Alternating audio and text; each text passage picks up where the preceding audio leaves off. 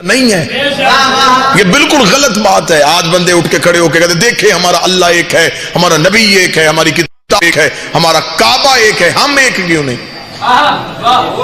یہ بڑی اچھی بات ہے مولوی کی، لیکن وجہ میں بتاتا ہوں کہ ہم ایک کیوں نہیں۔ اللہ ایک ہے، نبی ایک ہے، کتاب ایک ہے، قبلہ ایک ہے، امام ایک نہیں ہے۔ میں بات کھول کے کر دیتا ہوں، جھگڑا اللہ پہ نہیں، جھگڑا نبی پہ نہیں، جھگڑا قرآن پہ نہیں، جھگڑا کعبے پہ نہیں، جھگڑا امام پہ۔ خدا نے کہا نماز پڑھو، ہم نے کہا کیسے؟ فرمایا جیسے نبی پڑھتا تھا۔ یہی ہے نبی۔ اب ہم میں سے کسی نے نبی کو نماز پڑھتے دیکھا نہیں تھا، ہم نے اپنے اپنے اماموں سے پوچھا۔ مشکل بات تو میں نے شروع نہیں کی، کوئی مشکل بات میں نے شروع نہیں کی، بڑی آسان بات ہے۔ خدا نے کہا نماز پڑھو، ہم نے کہا کیسے؟ پورے قرآن میں نماز کا طریقہ نہیں لکھا، حکم ہے طریقہ نہیں ہے۔ میرے مالک تو نے قرآن میں سیدھا سیدھا لکھ دیتا کہ فجر کی 2 پڑھو، ظہر کی 4 پڑھو، عصر کی 4، مغرب کی 3، عشاء کی 4۔ تو لکھ دیتا کہ پہلی رکعت میں یہ پڑھنا ہے، پھر تسبیح یہ کرنی ہے، پھر یہ۔ تو نے طریقہ ہی نہیں۔ فرمایا اگر میں طریقہ لکھ دیتا تو تم نبی کے محتاج نہ رہتے۔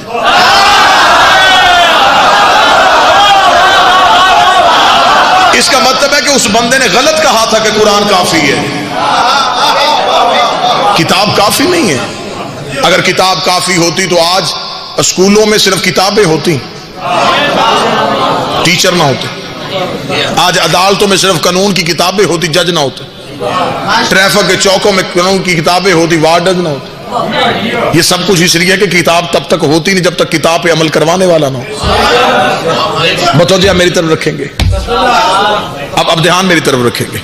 اس در کی بجائے علم کے در کی طرف دیکھیے گا تو بات زیادہ سمجھ میں آ جائے گی، ٹھیک ہے جی۔ اب ہم نے خدا نے کہا نماز پڑھو، ہم نے کہا کیسے؟ فرمایا جیسے میرا نبی پڑھتا تھا۔ اب یہ جیسے کون بتائے گا؟ اب ہم نے اپنے اپنے اماموں سے پوچھا۔ ایک کے امام نے کہا یہاں ہاتھ رکھ کے پڑھتے تھے، دوسرے کے امام نے کہا نہیں نہیں نہیں نہیں یہی یہاں رکھتے تھے، تیسرے کے امام نے کہا ناف بالکل غلط ہے، وہ تو ناف کے نیچے رکھتے تھے، ہمارے امام نے کہا ہاتھ کھول کے پڑھتے تھے۔ اب یہ تو ہو ہی نہیں سکتا کہ نبی مختلف طریقوں سے نماز پڑھتے ہو۔ نبی نے تو ایک طریقے سے پڑھی نا، ایک طریقہ نبی نے کیا نا، یا نبی نے یہاں ہاتھ رکھے یا یہاں رکھے یا یہاں رکھے یا کھول کے پڑھی۔ اب یہ کون بتائے گا کہ ان میں سے کون سا طریقہ نبی والا ہے؟ ابھی حل کر لیتے، کتابوں کے حوالے کی ضرورت نہیں پڑے۔ 1400 سال ہو گئے بندے ایک دوسرے کی گردنیں کاٹ رہے ہیں، تیری نماز غلط ہے میری نماز ٹھیک ہے، تیری نماز غلط ہے میری نماز ٹھیک ہے۔ یہ لڑائی بعد میں کرنا کہ نماز کس کی ٹھیک ہے، پہلے یہ پتہ کرو امام کس کا ٹھیک ہے۔ جھگڑا تو نماز بھی ہے ہی نہیں،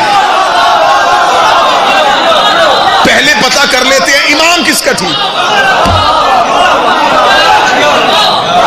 یا یہ ٹھیک ہو سکتا ہے یا یہ ٹھیک ہو سکتا ہے یا یہ ٹھیک ہو سکتا ہے یا یہ ٹھیک ہو سکتا ہے۔ اب کوئی سنی بھائی کہہ گئے شیعہ جو تھا اس نے تو اپنا امام ٹھیک ہے، نہیں تھا۔ چلے میں شیعہ اپنا امام کی بات ہی نہیں کرتا، میرے اہل سنت بھائی تشریف فرما ہے، امام بارگاہ میں ہیں، بڑی محبت کے ساتھ ہم بیٹھے ہیں، گالم گلوچ ہو نہیں رہی، انتہائی محبت کے ساتھ پیغام دیا جا رہا ہے۔ ان چاروں میں سے ہم شیعوں سنی نے مل کے ڈھونڈنا ہے کہ امام کس کا ٹھیک ہے۔